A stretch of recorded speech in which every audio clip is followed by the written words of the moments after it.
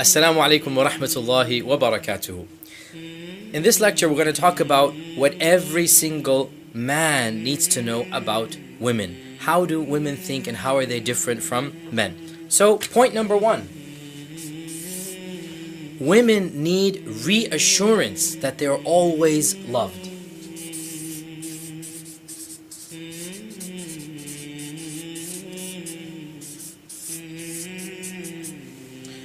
Women always need to feel loved, appreciated, and cherished. The biggest problem here is that men take women's love for granted. Of course I know my wife loves me. I don't need to prove it to her. But see, the question is not whether she knows it or not. The question is, are you showing it? Are you demonstrating it? You see, men are very logical and rational. They reason, I'm providing for my wife, I'm paying her rent, I'm coming home to her at night, I'm taking care of the house. Of course, she must logically and rationally see that I love her. But women are not thinking things through in the same type of manner. They're feeling things in an emotional sense. So for example, if the husband is often silent, as most men are, if the husband does not talk about his problems, most men don't, if the husband withdraws into his cave, if the husband is busy at work, for many women, this is taken as a signal that he does not love her.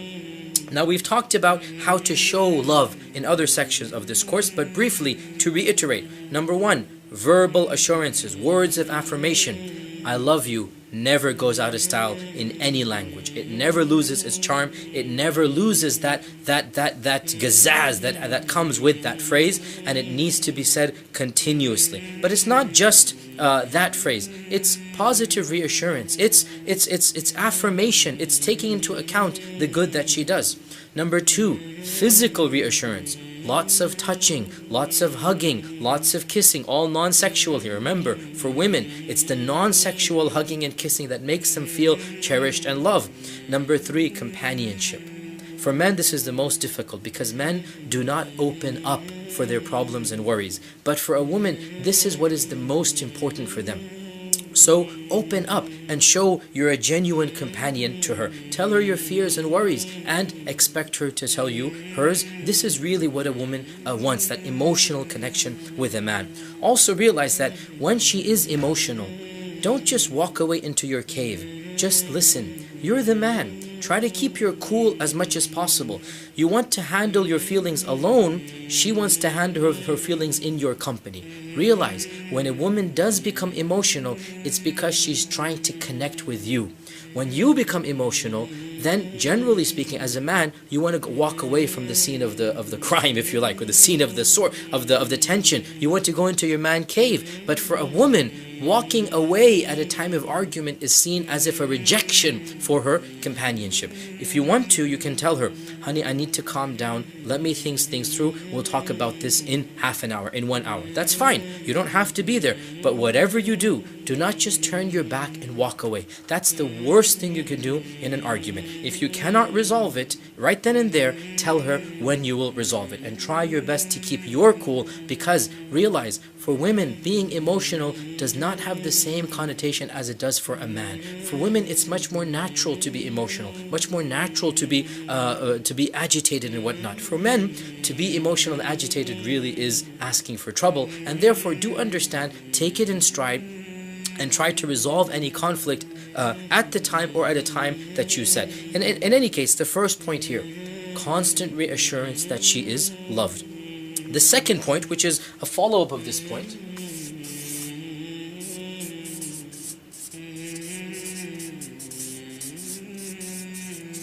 thought process. By this I mean, women think very differently than men. Now, most men believe that women are emotional creatures. Now, there might be some basic truth to that statement, but this is a cliched statement. But what does it mean that women are emotional? Well, one of the ways that this translates into is that a woman's thought process is different than a man. Generally speaking, a man focuses on one primary thought at one time. He solves it and he moves on. And unless he's in a really bad mood, generally he can ignore other issues. He can ignore other emotions and get his work done. He might be having a really bad argument with his wife. The next day at work, generally speaking, he'll do just as good of a job as he did yesterday and as he's going to do tomorrow. He can, we call it compartmentalize. He can take a problem and he can throw it into a compartment, and he can just simply shove it aside and concentrate on another problem at one given time. For a woman, she's going through multiple thought processes at the same time. She's dealing with mundane issues, she's going over the household chores, she's dealing with emotional stress. For a guy, this simply is impossible to imagine. Let me put this in a real life example.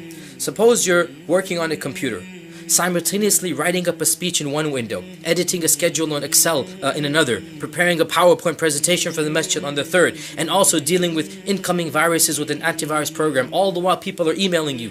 Can you imagine anybody doing this simultaneously?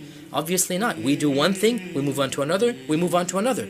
You need to understand, for women, they truly can multitask. Let me translate this into daily experience. I'll tell you myself, and I don't mind, taking the joke on myself here. Whenever I have to cook a dish, whenever I have to be in the kitchen, I need to literally go through a checklist, concentrate on one dish at a time, and make sure that it is going fine. If I decide to multitask, for example, check emails while the food is cooking and take care of the kid and prepare the dessert and take for the bread, believe me, the meal's not going to be cooked. I just cannot do that. Yet my wife somehow miraculously every day simultaneously manages to do 4 or 5 or 6 tasks at a time, managing the kids yelling and screaming, making sure the house is done, do the chores, do the dishes, do all of the stuff that needs to be done. A man needs to understand a woman is capable of doing multiple processes simultaneously. What does this translate into for a man and a woman? Well, for one thing, it's very easy for a woman to jump from one topic to another in her conversation. For the man, it's like, it's completely stopped. Completely stopped, because she's literally going from project A to project B, and in her mind, it's working. For a man, this seems disoriented. For a man, he's not quite following along. And this is so frustrating for a man who has never been married before, and then he gets married, and then he finds his wife, he's talking about one thing, and she might say something totally unrelated. Or the conversation will change from point A to point B, and he doesn't understand why. She's not being disrespectful. This is the way that her thought processes are working. Also, this also leads to another issue which every single husband is familiar with. Women never forget anything done in the past. No matter how many years or decades or centuries have passed, right? It's very common for a past item or a past mistake or a past issue to be brought up. For a man who is just thinking of a current problem or a current issue or a current argument, it doesn't make any sense that a past item is brought up. But for a woman, sometimes it's going to be brought up in 2 months, in 2 weeks, in 2 years, in 20 years. Whatever the issue is, again, it's something that is in her mind, and therefore do realize this is rather natural for a woman, that every man needs to realize that. For a woman to bring up something in the past, it's pretty common. It is the way that their thought process works. Also, this another fact which is very frustrating for men, that women can be engaged in intimacy. They can be literally the husband is in the heat of the moment, and their minds are on something totally different. For example, the chores for tomorrow, taking care of the kids, the bills, the groceries. And sometimes she happens to verbalize what she's thinking about when the husband is in the passion of the moment, and there goes his romance. Well, again, this is a part and parcel of being a woman. It's very natural for a woman to multitask. She's thinking about all of these things together. And this is something women do need to realize. When their husbands are aroused, when their husbands are in the heat of the moment, when their husbands are turned on, there's only one thing on their minds, and that's sex. For her to bring up anything not related to sex is a big mood kill.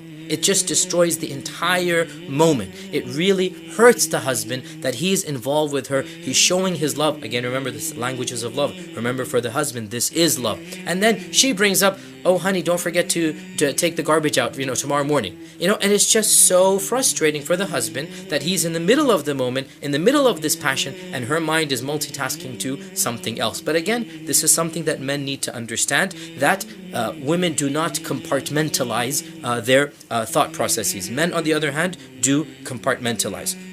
So a man needs to understand that he should never assume how a woman thinks, never assume that her irritation is because of you or because of anything until you verify it. The best thing you can do is to allow her to talk through her issues and to be a friend for her. Third point. Women need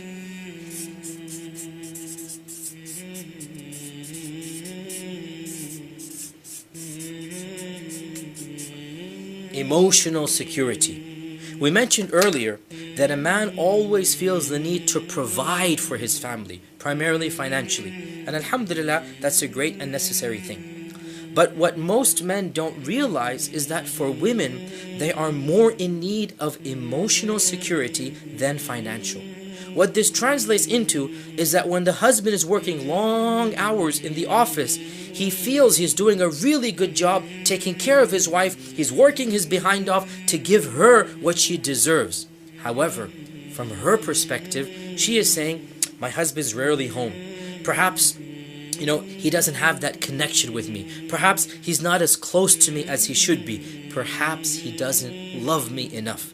Subhanallah. Many men, they tend to assume that just because women like to shop, they are more materialistic than men. But the fact of the matter is that the average woman would value a strong and good emotional relationship with a poor husband over an insecure relationship with a rich husband. In one study, almost 90% of women surveyed said that they would prefer a man who took a lower paying job if he spent more time in the house.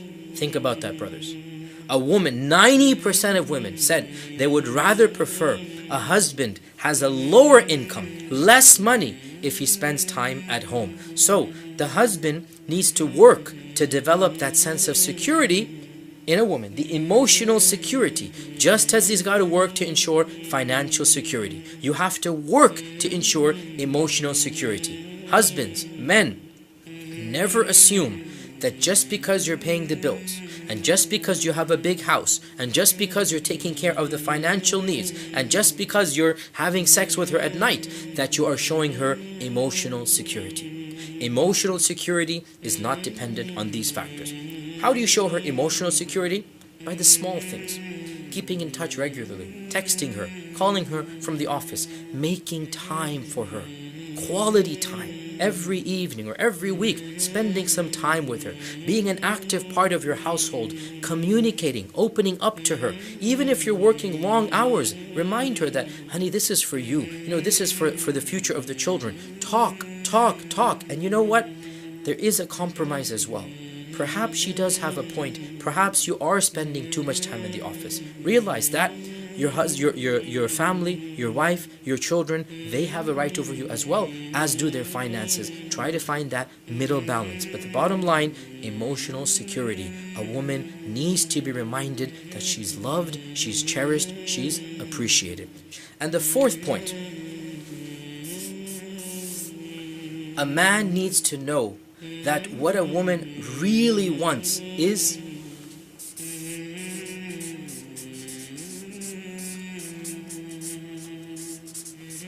a partner and a friend. For a woman, the ideal husband is her best friend. And for a man, that's not necessarily the case, is that he might have a best friend and his wife is not his best friend. That sometimes happens. For a man, he can love his wife to death, but she's not considered her best friend. He needs to realize if he wants his wife to genuinely love him, she does need to become his best friend. For a woman, the ideal husband is a best friend. And what is a best friend? Well, a best friend is somebody who's going to listen with care, who's going to pay attention, who's going to sympathize. And really, and we've been saying this from the very beginning, and this is probably the most common point that is brought up in all books dealing with the differences between men and women. And that is that women want to connect on an emotional level. Simple example of this, men and women talk for different reasons. When a man discusses a problem, he wants to speak as little as possible. He doesn't want somebody to listen for a long period of time. He wants somebody to solve the problem. He's not looking for sympathy. He's not looking for a shoulder to cry over. He's looking for solutions. He wants an answer. So he's going to go to somebody whom he looks up to for knowledge, for inspiration. He's going to say, you know, this happened to me. And they'll be silent. And he'll want a response. Well, you know what? You should do da da da da da. That's exactly why he's speaking. Now, when a woman comes to her husband and she expresses a problem, he naturally goes into man mode, which means he talks as little as possible and he offers direct, explicit solutions to the problem. Well, you shouldn't have done that. You should do that. This is a mistake and this is your solution. This is not the way to deal with the issue. It's a big mistake. The impression you're giving her is that you're brushing aside her concerns. Next time you're in the company of two women, suppose your sister and wife, suppose your mother and her friend. Next time you're in the company of two women, just pay attention to what they talk about and how they communicate. How long they dwell on the same topic. How they seem to say the same things over and over and over again. For a man, it's very frustrating. But for a woman, they'll say the same thing and she will say it and she will say it and she will say it, and a conversation will go which for a man would have taken 2 minutes, might last 20 minutes amongst women. For a guy, it's frustrating. But you know what? That's because you're thinking in male mode, in guy mode. For women, this is their language of communication. A woman wants somebody who will listen to her, sympathize with her, empathize with her.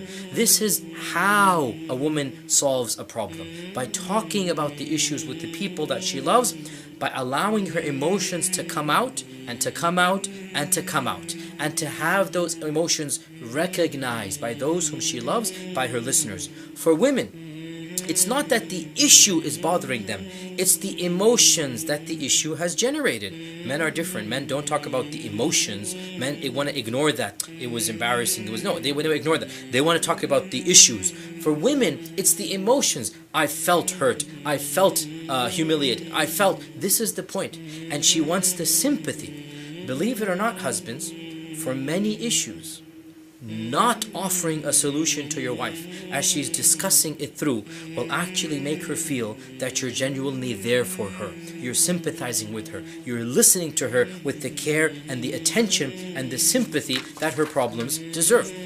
And of course, this is where it does get complicated for men, because frankly, and I'll be very honest here, men find it very difficult to listen to these types of conversations for that long. Something that they would say in 2 minutes, a woman might say in 10 or 20 minutes, and it's very frustrating, and that is why inherently after 2 minutes they just turn off. And this is a problem. So the TV is on and the wife is going on about it and on about a problem she's having, and the husband will pretend to pay attention, yes, and assume that he's doing his job.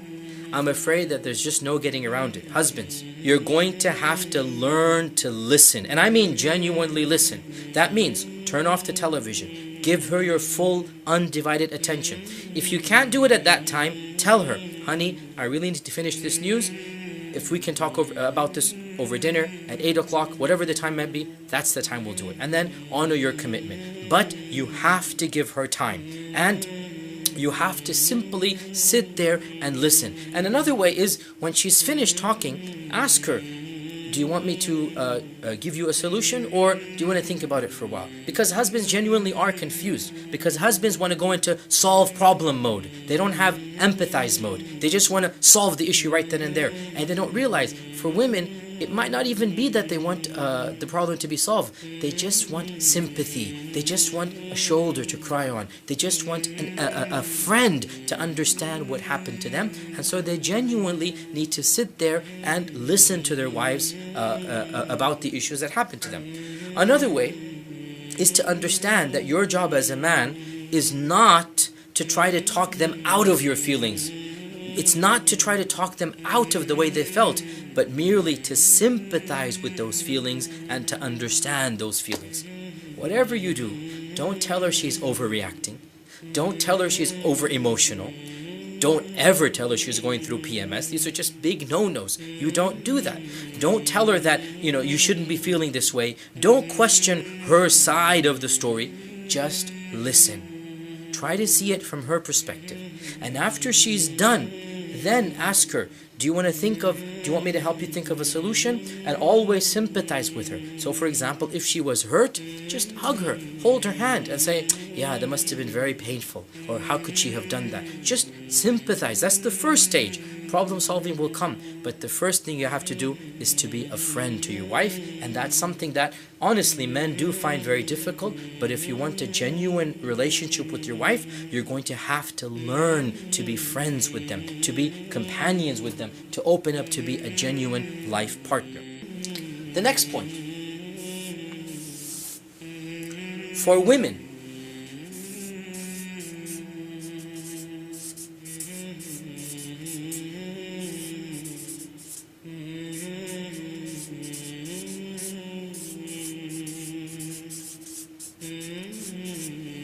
sex is not about the physical pleasure, not at all.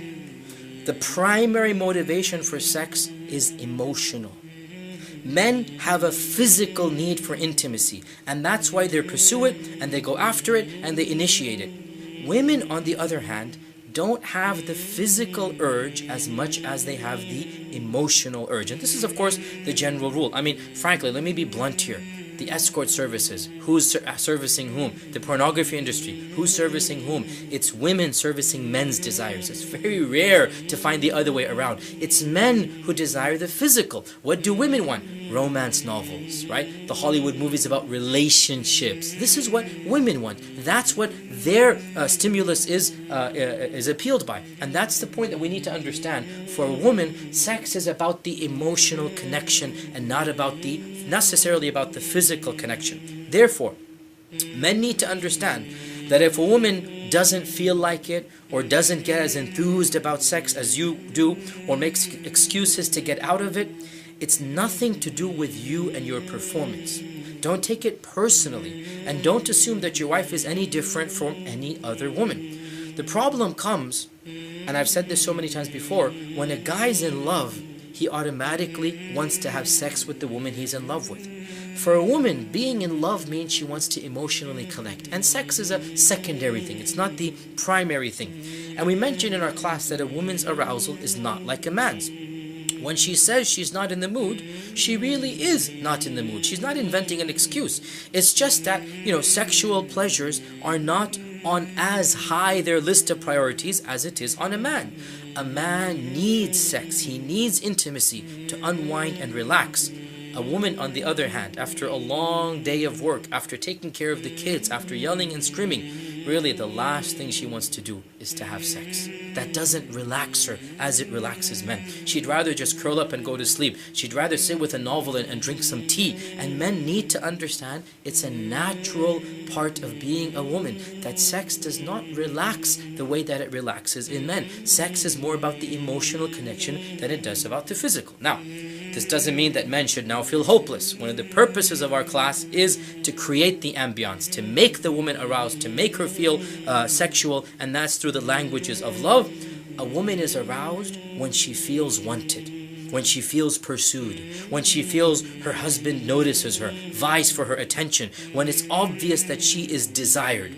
She is not aroused by visual stimulation. Believe me, if a man comes home and takes his clothes off in front of his wife, the wife will literally want to puke. Say, ew, that's disgusting. Whereas if the man comes home and the woman takes her clothes off, this is the man's dream come true, right? It's a wholly different attitude towards the physical element of sex, and by now it should be very clear, and I'll say this as bluntly as possible. How you treat your wife in the kitchen will translate into how your wife treats you in the bedroom. It's as simple as that. The sixth point.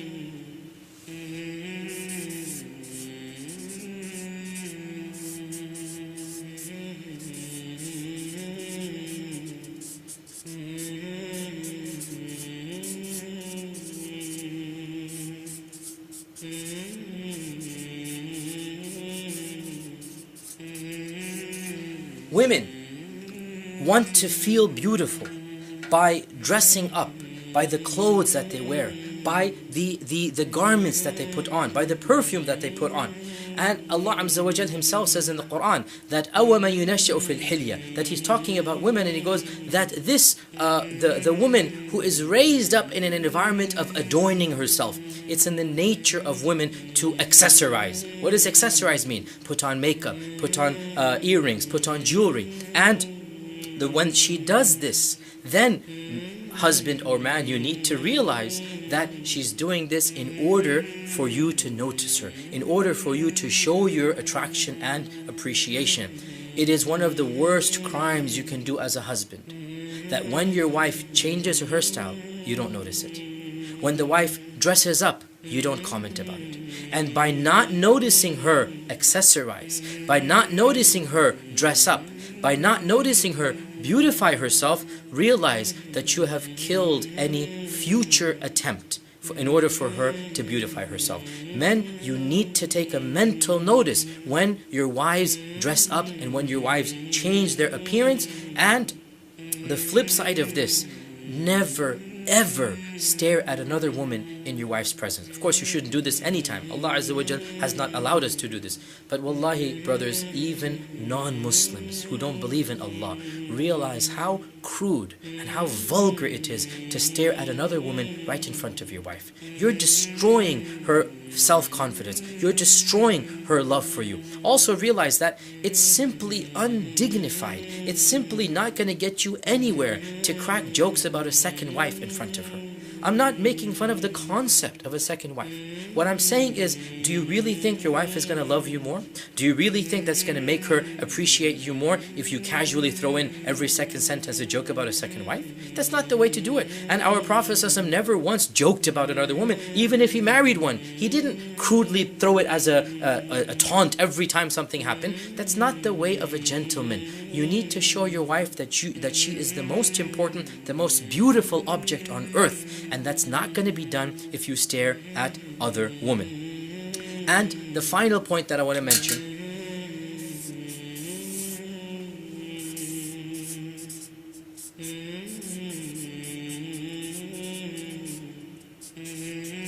don't rationalize every single problem that a woman comes to you with.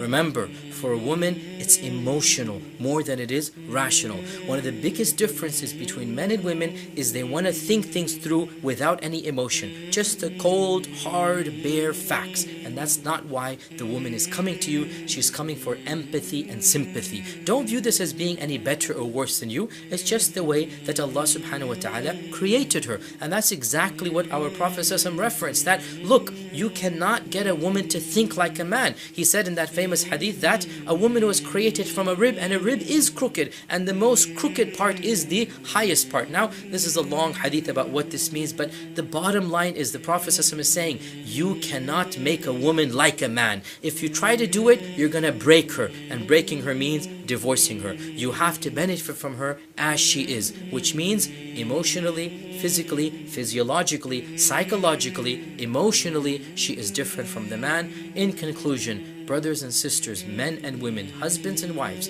realize وَلَيْسَ الذَّكَرُ كَالْأُنْثَى. The man is not like the woman. جزاكم الله خيرا والسلام عليكم ورحمة الله وبركاته.